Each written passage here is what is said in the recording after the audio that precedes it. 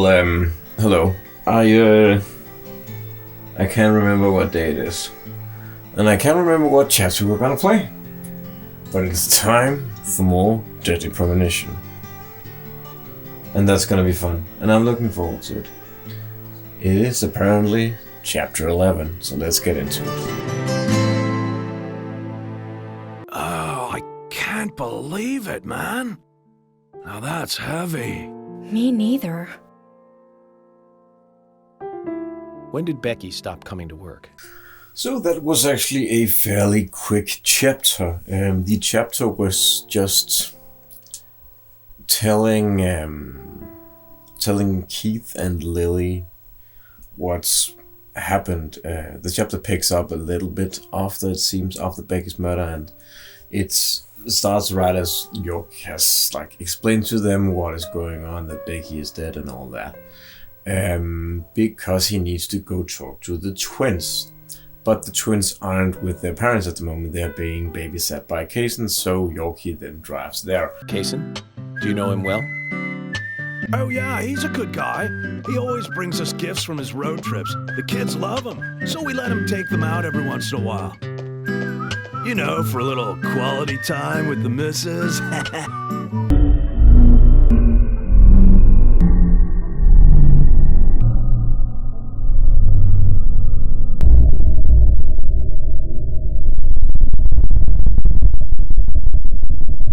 Or rather, we started to drive there, and then the car ran out of gas, and Emily didn't want to wait. Is there something you want to check out? Well, either way, it doesn't matter. I can see you won't be rushed. I'm gonna go ahead, okay? Okay, that would be fine. So she kind of went off in her own direction, and she's gonna meet up with us at the community center where the twins are with Kaysen.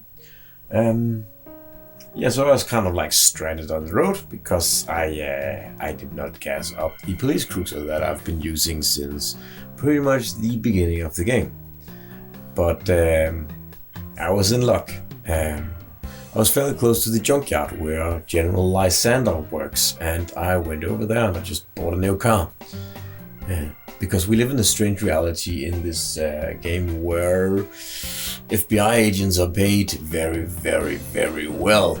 York has been on the job for about 2 days now, and he has made about $3,000 because he gets money for just taking a shower and eating, and also being good at shooting enemies. And he will also find random ass money just kind of lying around. The agent honor thing that we've been picking up is money. So I just bought a very expensive car, and there are actually a lot of cars, and there are a few unlockable cars as well, I think. And General Lysander actually also has a quest where you can upgrade the car's performance so that they will become slightly less shitty than they are now, which is pretty shitty. So I used that car, which is actually a very nice car, to drive up to the mountain, and then I talked to the twins and I got the locket that they got from Becky. We took it to the art gallery and gave it to Diane. I think before Becky actually died, I sort of hinted that it wasn't random that we saw her in the Red Room previous to her death, as I had a theory that the Red Room was for those who weren't completely in this world we saw, which would make sense completely later on. But as you can see, York sort of has a connection to this spirit realm, and he's very aware that the shadows are here, even though no one else sees them and no one else experiences them. And in the Red Room, the only people that we have seen is a mysterious little boy, who's maybe, probably York, right? Who knows? And a shadow and the twins. And we know that the twins can see the sort of life essence of people. So when Becky showed up in the Red Room, which Anna also did, it was sort of a sign to the player that Becky was gonna be the next one to die. Because as we saw, even though Anna is dead, She appears as a ghost in the Red World during the hospital scene. So her spirit is still lingering around, and we also heard from Becky that Anna wouldn't let go of the locket when the murderer tried to pry it from her dead hands, but she would let go of it when Becky attempted to take the locket. I was told by Becky to keep this a secret, but she's actually a goddess of the forest, just like Anna. I think she's gonna be in the forest with Anna for a while. So Anna's spirit is still lingering around somewhere, trying to help us solve the case.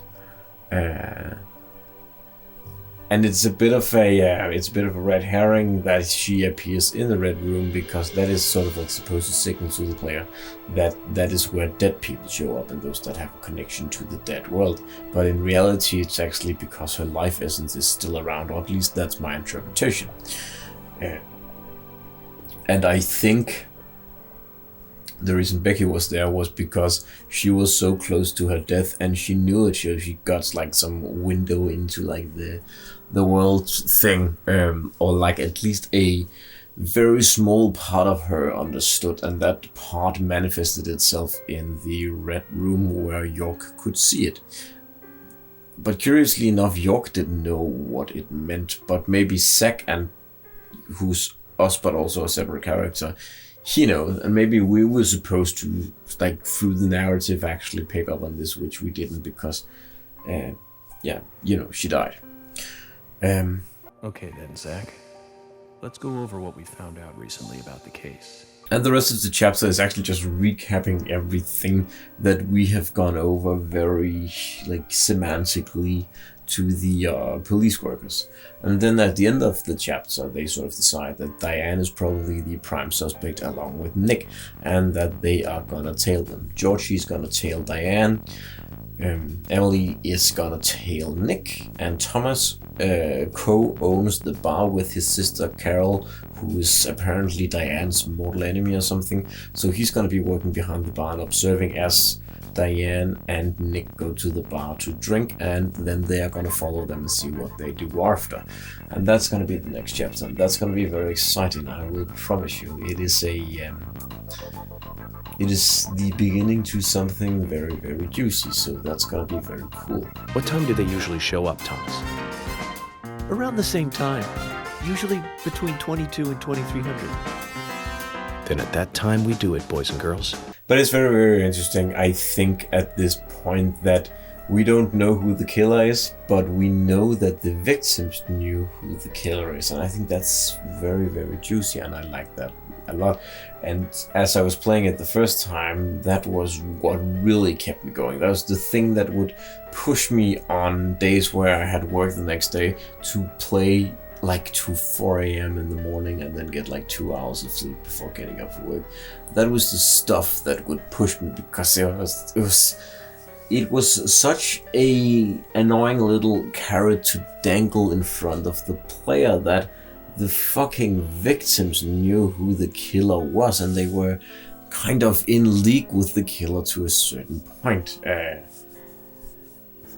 That's a really juicy sort of like enticing way to get the player to keep playing the game. It's kind of brilliant, and it's been done before in other forms of media, but it's never been done this well, in my opinion. And even now, even though I know who the killer is, I still want to continue playing, and I can't wait to do it every day, because I want the characters to know who the killer is, and I want the murder to be stopped, because I am sometimes when I play this, I'm like, oh yeah, this is why it's my third favorite game ever. It's something that I'll forget occasionally, and then I'll play it, and sometimes I might not even get it like straight away when I'm playing it, but I'll get to a certain point, I'll get a certain cutscene, I'll reach a certain point in the story, I'll start a certain side quest, yada yada yada, and then I'll just be like, yeah, this is why I love this game so much. This is why this game makes me cry. This is why this game makes me emote in general. Like the fucking burger scene with George. Every time I've seen that burger scene maybe 100 times by now because I've seen the cinematic on YouTube, and I laugh every single time, and it's dumb, but that's the charm of the game. And yeah, it's gonna be very exciting to play tomorrow. I'll see you then. Bye bye.